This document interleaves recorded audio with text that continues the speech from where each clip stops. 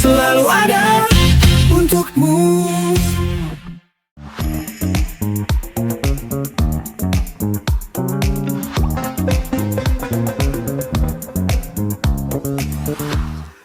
Oke, Sobatkom, berjumpa lagi kita di Radio Praja TV yang saat ini mencoba menyapa Anda melalui beberapa fasilitas. Anda yang sering menggunakan channel YouTube dapat menyaksikan kami di channel YouTube kami Radio Praja TV, dan Anda yang saat ini menggunakan Android, Anda bisa mendengarkan audio kami di aplikasi Radio Praja TV Bontang yang dapat Anda unduh atau download di Play Store Android. Dan saat ini kita kembali berjumpa menemani apapun yang sedang Anda lakukan di kesempatan hari ini. Baik Anda yang lagi bertugas atau menyaksikan kami di manapun saat ini Anda bisa menyaksikan Radio Praja TV melalui YouTube ataupun mendengarkan kami melalui aplikasi yang ada di Android Anda.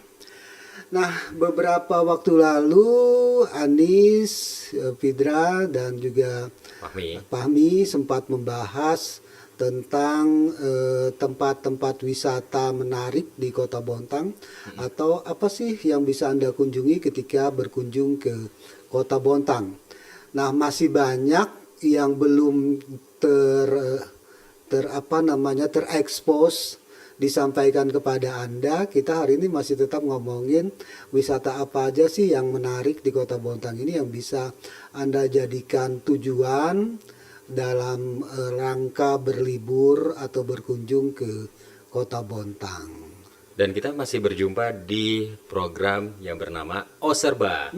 Obrolan serba ada. Jadi semua kita obrolin ya. Ya, apa aja bebas. Apa aja, termasuk yang jelek-jelek enggak ya? Jangan.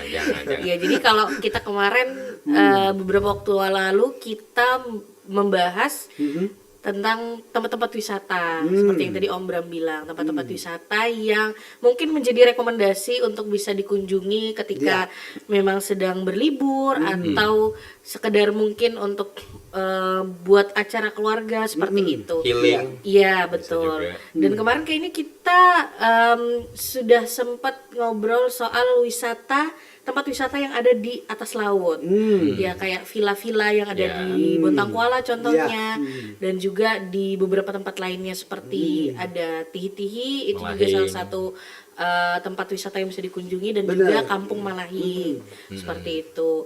Dan kalau nggak salah juga tahun lalu Kampung Malahing berhasil mendapatkan penghargaan ya Om ya. Penghargaan apa itu Om? Atwi Wisata ya. Ya, itu tahun 2023. Kita kebetulan dari Kementerian Pariwisata dan Ekonomi Kreatif. Iya, dan kita nyabat juara 3. Oke. Jadi memang salah satu kampung yang pastinya memiliki potensi wisata yang baik sekali, dan tidak sedikit orang yang pengen ke sana. Jadi benar-benar dikelola dengan baik sehingga masyarakat tuh berbondong-bondong pengen penasaran nih di Malahing itu ada apa sih, seperti itu. Kalau Malahing sekarang lagi digaungkan itu adalah wisata menyelam, Bang. Diving, snorkeling. Untuk di wilayah di seputaran Kampung Malahing itu karangnya bagus-bagus. Terumbu karangnya ya Mas ya. Iya, aku juga pengen diving tapi nggak bisa tenggelam. Iya, nggak bisa tenggelam Om. Gimana Om, ada solusi nggak? Pengen banget nih ngerasain. Bisa. Ngerasain snorkeling dan diving gitu. Nanti kita siapin. Aku kita pernah nggak usah ngomongin di sini, tapi kita siapin. Pokoknya yakin tenggelam. Belum pernah diving ya, Anis ya? Diving belum, kalau snorkeling sudah pernah lah. Dan kebetulan snorkelingnya juga daerah situ juga, maksudnya tidak jauh dari area Tihi-Tihi, Selangan. Ya pernah tapi tidak jauh lokasinya. Tidak tenggelam. Iya, dan tidak tenggelam.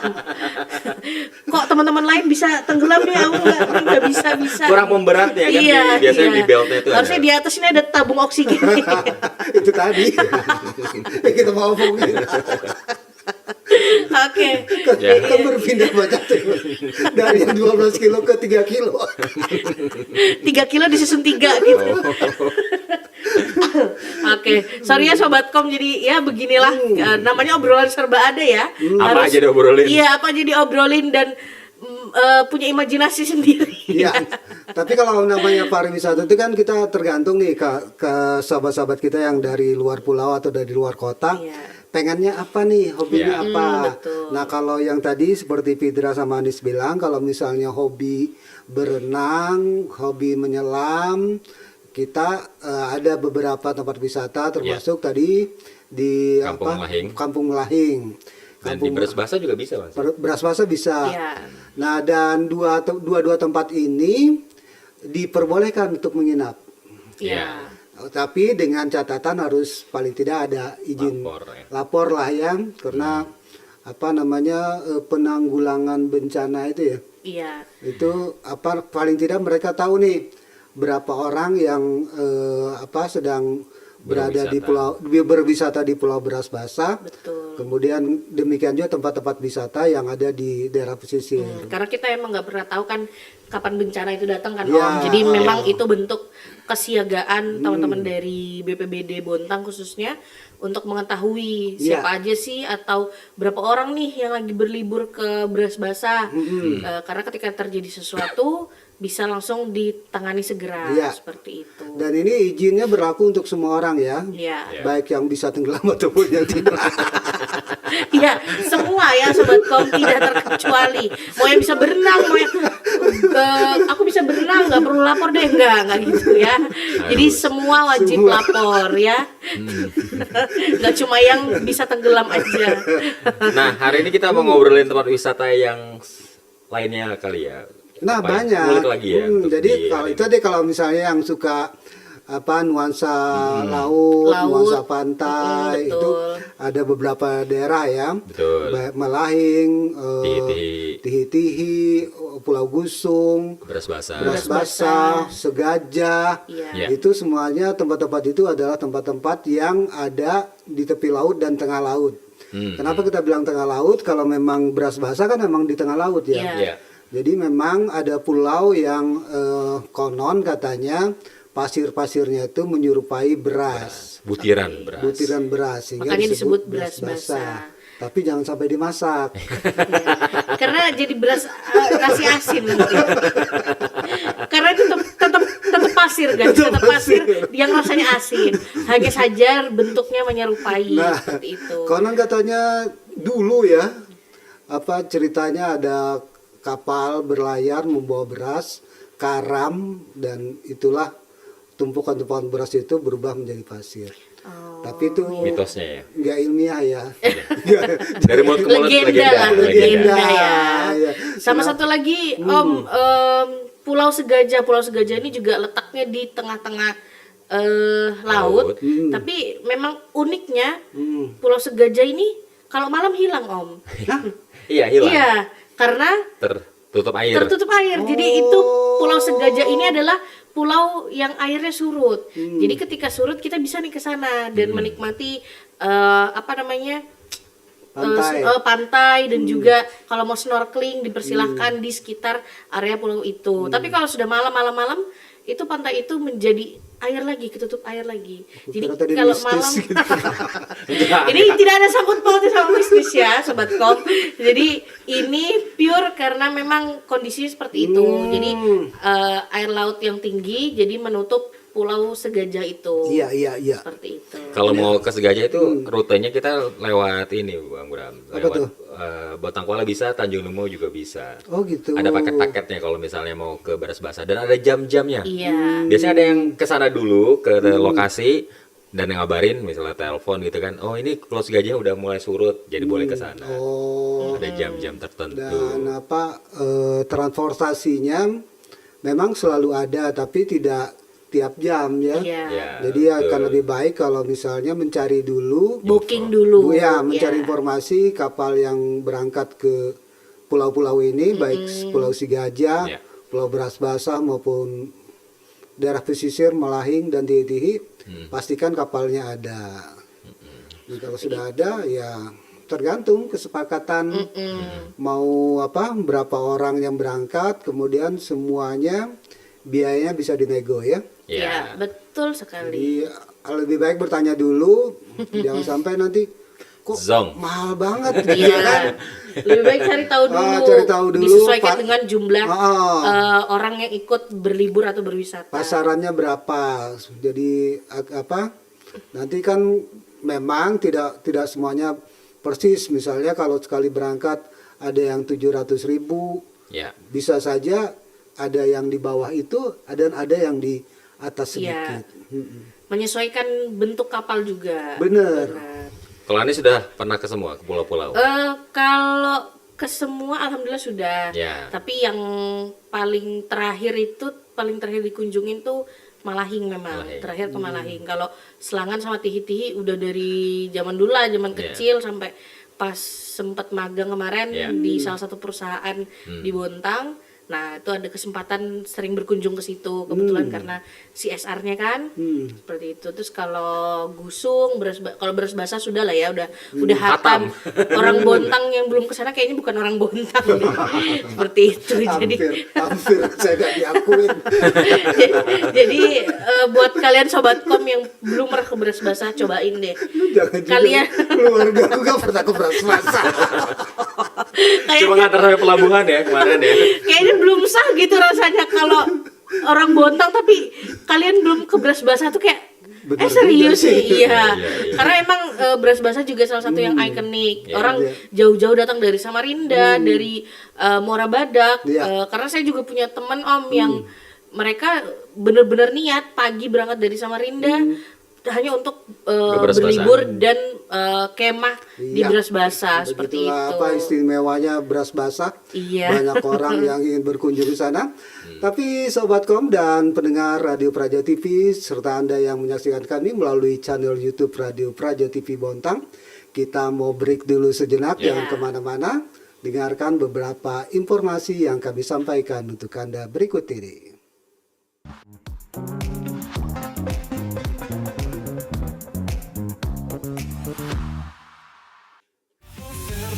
Obrolan serba ada, selalu ada untukmu. Ya, Sobat Kom, kembali kita di Radio Praja TV, baik melalui channel YouTube maupun Anda yang mendengarkan audio kami melalui aplikasi Radio Praja TV di Android Anda. Dan tadi kita udah ngomongin tentang tempat-tempat wisata di Kota Bontang, terutama bagi Anda yang menyukai nuansa laut. Ya. Kita udah sebutin tadi beberapa tempat, tapi tidak hanya laut nih yang bisa Anda dapatkan ketika berkunjung ke Bontang. Banyak yang mau wisata kuliner, juga banyak di tempat-tempat yang bisa Anda kunjungi. Yang suka jogging juga ada tempat-tempat yang Ada bisa treknya. ada treknya. Kemudian yang mau merasakan Car Free Day di Kota Bontang juga di Kota Bontang punya Ada. Car Free Day setiap minggu pagi. Masih ngomongin laut, kita juga punya tempat wisata yang kemarin belum sempat kita bahas secara detail. Apa tuh? Iya, apa tuh Mas? Ya, pertama Kampung Salona Selambai. Oh, oke. Terus juga di dekat situ juga ada di Selambai Loktuan itu ya? Ya, Ya, baru katanya ya. baru. Dan katanya rekomendasinya makanan di sana juga enak-enak katanya. Suasana bersama kayak Bontang Kuala, cuma jalannya sekarang udah berubah ya. Kalau dulu pakai kayu, sekarang udah pakai cor gitu. Jadi orang masih bisa pakai beton gitu. Beton ya. Oke. Dekat situ juga ada masjid Masjid Terapung. Masjid Terapung, benar. Itu juga salah satu pemantik yang ikonik Sobat Kom untuk bisa dikunjungi, apalagi ini sudah menjelang bulan Ramadan. Wah, itu bakal rame banget masjid ini, dari mulai tukang jualan pentol, jualan minuman. Nanti orang-orang menyibukkan diri ngabuburit di sana, bisa sambil foto-foto sambil menunggu berbuka, dan masih banyak kegiatan lainnya yang bisa dilakukan di sana. Apalagi dengan suasana yang sejuk, sudah itu tempat ibadah, ditambah lagi angin laut yang benar-benar bikin masuk angin. Sepoi-sepoi.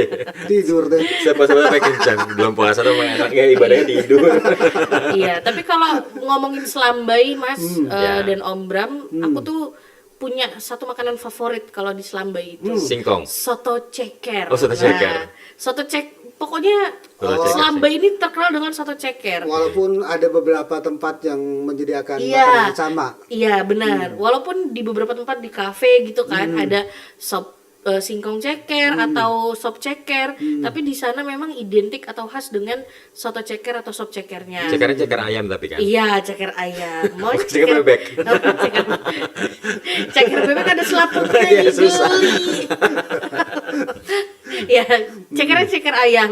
Tapi memang udah dikenal lah dari zaman dulu dengan harga yang ekonomis. Kita sudah bisa nikmatin soto ceker yang benar-benar ya enak lah, dan Iya. cekernya juga benar-benar empuk gitu. Jadi memang khas banget kalau ke sana makan soto ceker yuk. Udah deh pasti ke Jauh. Selambai. Oh, Iya, jauh. harus saya Effort rumahnya ya. di Pisangan, tapi teman saya jauh lagi yang rumahnya di Tanjung Laut. Dia ngajaknya tetap ke Selambai gitu. Jadi ini juga jadi salah satu rekomendasi buat Sobatkom juga kalau Iya. misalnya mau menikmati soto ceker dan juga cemilan-cemilan lainnya dengan nuansa ada di pinggir laut, bisa sambil menunggu waktu sholat mungkin di masjid. Nah, bisa mampir ke Kampung Salona atau Kampung Selambai. Biar puasanya kuat ya makan sop ceker dulu ya. Iya, sahur tapi pas sahur. Jangan pas sore-sore nunggu buka biar puasanya kuat nih. Nah, Tapi kita mau jelasin dikit ke apa namanya sahabat-sahabat kita yang ada di luar kota. Namanya itu Masjid Darul Irsyad. iya. Darul Irsyad. Irsyad. Kenapa disebut Masjid Terapung?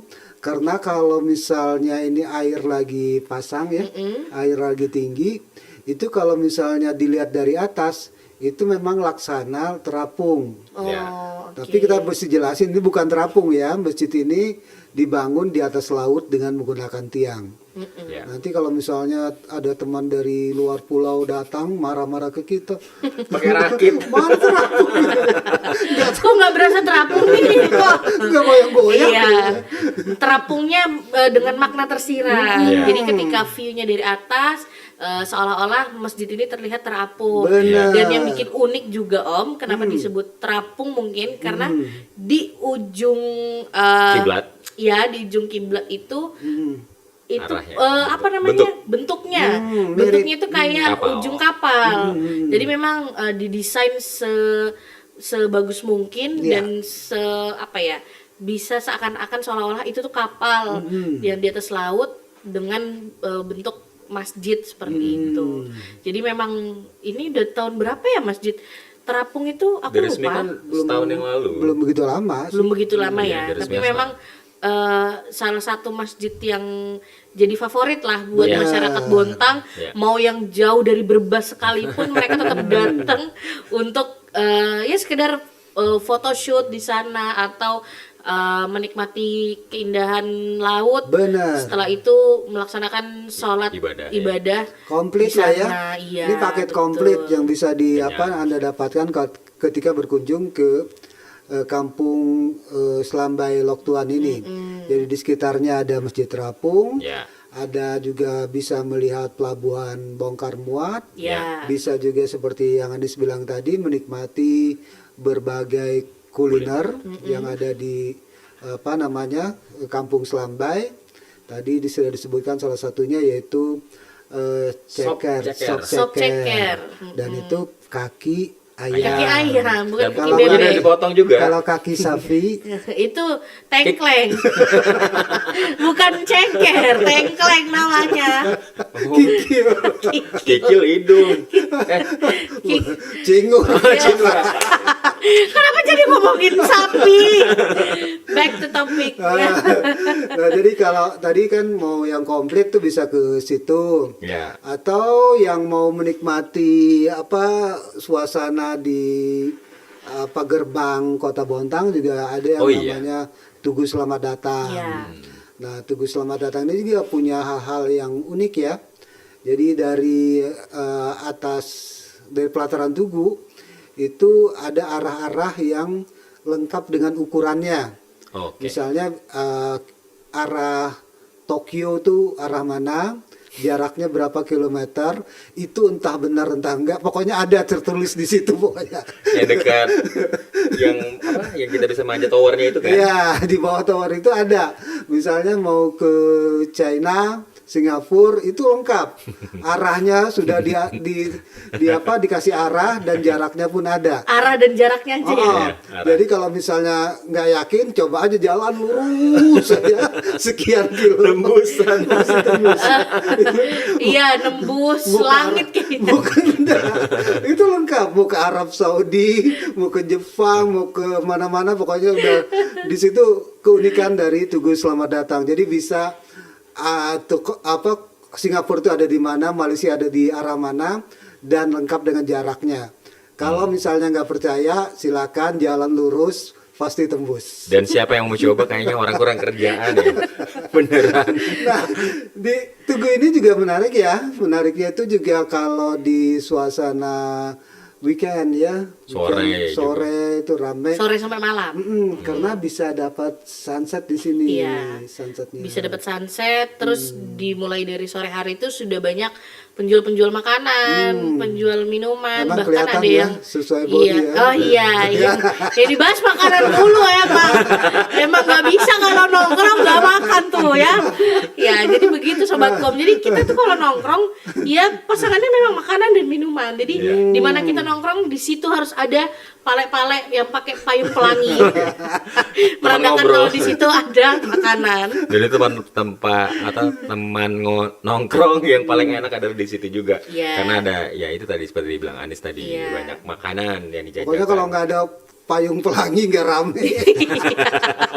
Tapi aku punya satu cerita lah tentang Tugu ini. Kalau ngomongin tentang Tugu Selamat Datang, aku ngerasa kayak ada suatu kebanggaan gitu. Kalau misalnya bukan kebanggaan sih, bahasanya lebih ke kita udah sampai di Bontang nih. Itu tuh pemantiknya tuh atau sebagai tanda itu kalau kita sudah melewati Tugu. Jadi dari manapun kita atau kita dari Bontang nih, keluar Tugu tuh udah berasa kayak keluar kota gitu. Tapi memang di situ perbatasannya. Tapi kan kalau misalnya kita pergi ke Simpang Sangatta, ya itu belum terlalu jauh lah. Tapi rasanya tuh kalau sudah keluar dari Tugu berasa jalan jauh gitu. Dan kalau dari luar kota pun seperti itu.